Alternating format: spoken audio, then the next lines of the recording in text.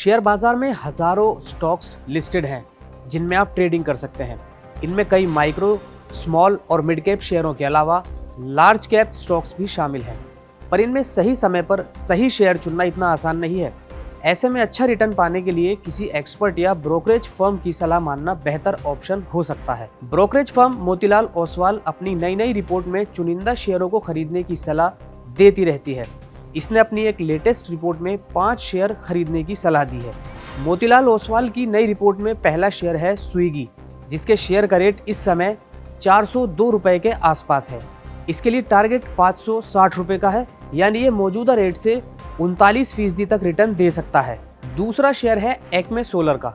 इसके शेयर का रेट इस समय 272 रुपए के करीब है, जबकि मोतीलाल ओसवाल ने इसका टारगेट 370 रुपए बताया है। ये शेयर 36% प्रॉफिट करा सकता है। लिस्ट में अगला नाम है डालमिया भारत का, जिसके शेयर का भाव फिलहाल 2064 रुपए के आसपास है। वहीं इसका टारगेट 2660 रुपए का है, यानी ये शेयर मौजूदा भाव से टारगेट प्राइस के लिए लगभग 29% का रिटर्न दे सकता है। इसके अलावा लिस्ट में HUL यानी हिंदुस्तान यूनिलीवर का भी नाम शामिल है, जिसे खरीदने की सलाह दी गई है। इसके शेयर का भाव इस समय 2448 रुपए पर है, जबकि टारगेट 3060 रुपए का है। मौजूदा भाव से आप इस शेयर से 25% तक रिटर्न कमा सकते हैं। लिस्ट में आखिरी नाम है भारत इलेक्ट्रॉनिक्स यानी BEL का, जिसका शेयर इस समय 420 रुपए के आसपास है।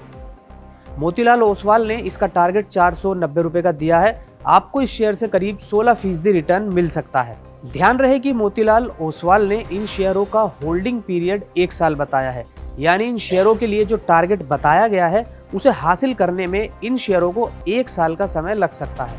दूसरी बात कि स्टॉक मार्केट में निवेश बाजार जोखिमों के अधीन होता है, इसलिए निवेश करने से पहले किसी सर्टिफाइड इन्वेस्टमेंट एडवाइजर से सलाह जरूर लें और रिस्क को हमेशा ध्यान में रखें।